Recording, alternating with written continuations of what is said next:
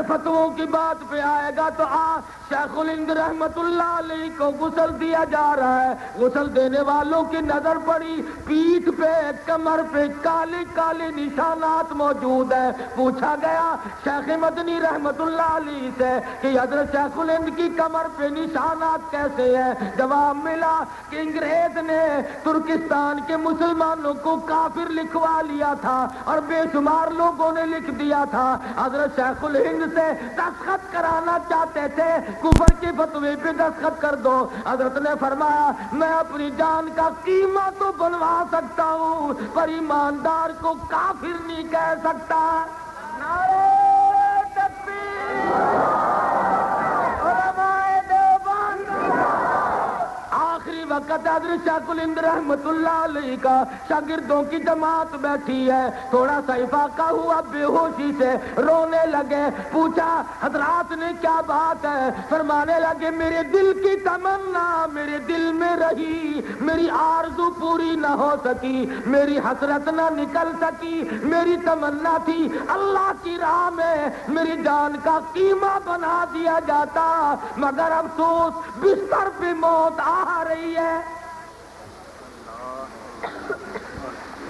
یہ لوگ تھے جو سوچ کر فتویٰ دیا کرتے تھے۔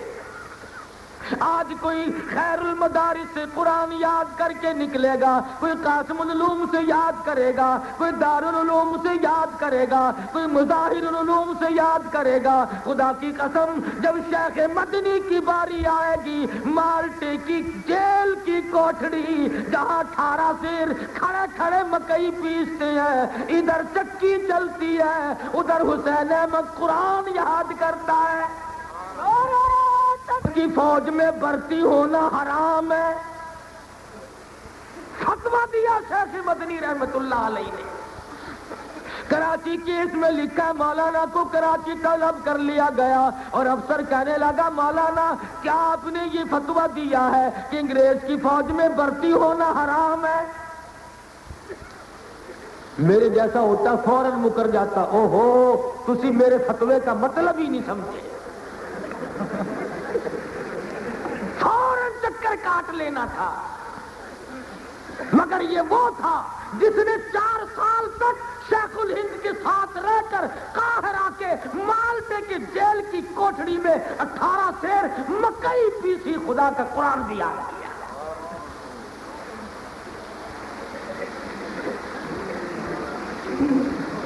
فرمانے لگے فتویٰ دیا تھا، اب بھی دیتا ہوں اور یہی فتویٰ دیتا رہوں گا۔ انگریز کہنے لگا معلوم ہے اس کی سزا کیا ہے؟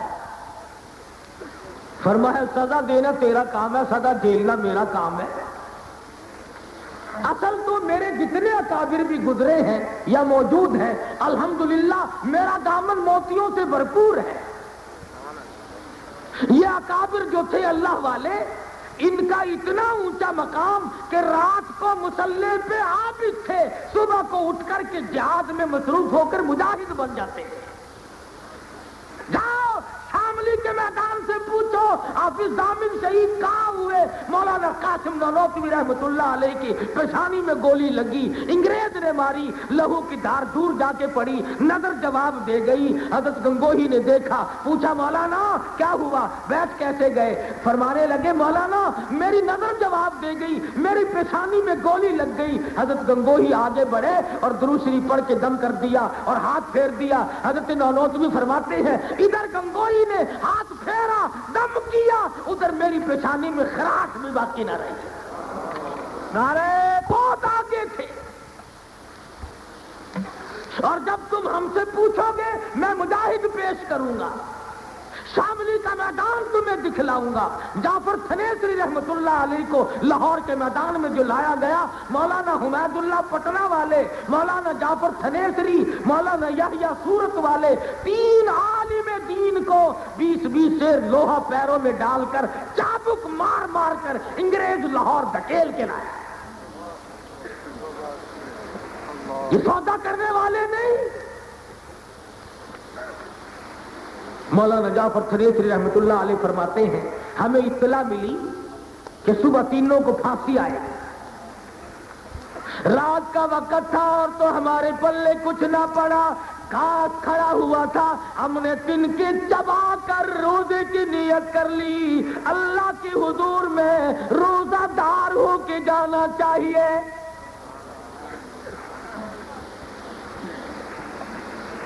اسی لیے ان کے بارے میں کہتا ہوں، دل لائی دکھ آ چل دینے جڑے قوم چ بندے نے دلیر ہوندے، دل لائی دکھ آ چل دینے جڑے قوم چ بندے نے دلیر ہوندے، کون پوچھدا کاواں تے گدڑاں نوں کدی پنجرے بال تے شیر ہوندے۔ کئی لوگ ملیں گے نا، وہ جی سانوں کوئی نہیں پھڑتا، فلانا پھڑیا گیا، فلانا پھڑیا گیا، وہ تینوں پھڑ کے کرنا کی ہے؟ پکڑے گے تو اسے نا جو پکڑوا ہونے کے قابل ہوگا، تجھے پکڑ کے کوئی کیا کرے گا جو 3 دن پہلے یہی کرتا ہو؟ اس لیے کہتا دین لئی دکھ آ چل دینے جڑے قوم چ بندے نے دلیر ہوندے، کون پوچھدا کاواں تے گدڑاں نوں کدی پنجرے باز تے شیر ہوندے، اٹا بوتیاں اسی نوں پیندیاں نے جیڑی بیری دے نال نے بیر ہوندے، اٹا بوتیاں اسی نوں پیندیاں نے جیڑی بیری دے نال نے بیر ہوندے، تیرا خون تے پانی دا بند ہو کے موتی ہیرے تے لال نے پھیر ہوندے۔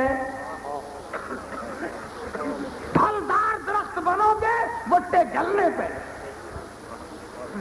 وٹے کھانے پڑیں گے، اور خالی درخت کو وٹے کون مارتا ہے؟ حضرت مدنی رحمت اللہ علیہ سے انگریز نے کہا اس کی سزا، اس فتوے کی سزا تو پھانسی ہے۔ فرمایا الحمدللہ میں دیوبند سے کفن ساتھ لے کے آیا ہوں، کھدر کا تھان نکال کر میز پہ رکھ دیا۔ فرمایا کیوں؟ یہاں کفن نہیں مل سکتا تھا؟ فرمانے لگے انگریز گورنمنٹ کا کفن پہن کر خدا کے یہاں جاتے ہوئے شرم آتی ہے۔ بہت اونچا مقام تھا ان حضرات کا، ہر میدان توڑ ایسا یاد تھا ان لوگوں کے کہ پوچھو ہی نہ۔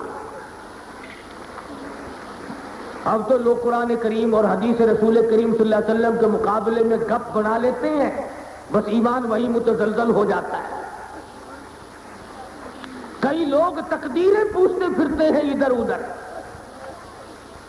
ایک مرتبہ لاہور فٹ پاتھ پہ انارکلی میں ایک ملنگ بیٹھا لوگوں کی تقدیر دیکھ رہا تھا، تم بھی دکھا لیا کرو۔ کسی کو کہتا تھا تجھے بڑی اونچی نوکری ملے گی، کسی کو کہتا تھا تیری فرسٹ لیڈی کے ساتھ شادی ہوے گی، وہ تو چوڑا ہی ہو جاتا تھا۔ وہ مجھے شرارت سوچی، لوگوں کے بیچ میں سے ہوتا ہوا میرے ساتھی منع بھی کرتے رہے کہ نہیں ٹھیک نہیں، اور میں نے کہا کیا ہے دکھاتے ہیں؟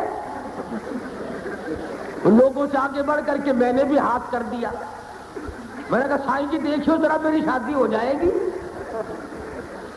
اس نے سوچا پاکستان ہے، چنگے بھلے کی نہیں ہوتی، اسے کون دے، اچھی طرح لکیر دیکھی بھی نہیں، کہنے لگا نہیں تیری شادی نہیں ہونی۔ میں نے کہا کھوتے تیرے باپ کے 8 بچے کھیل رہے ہیں۔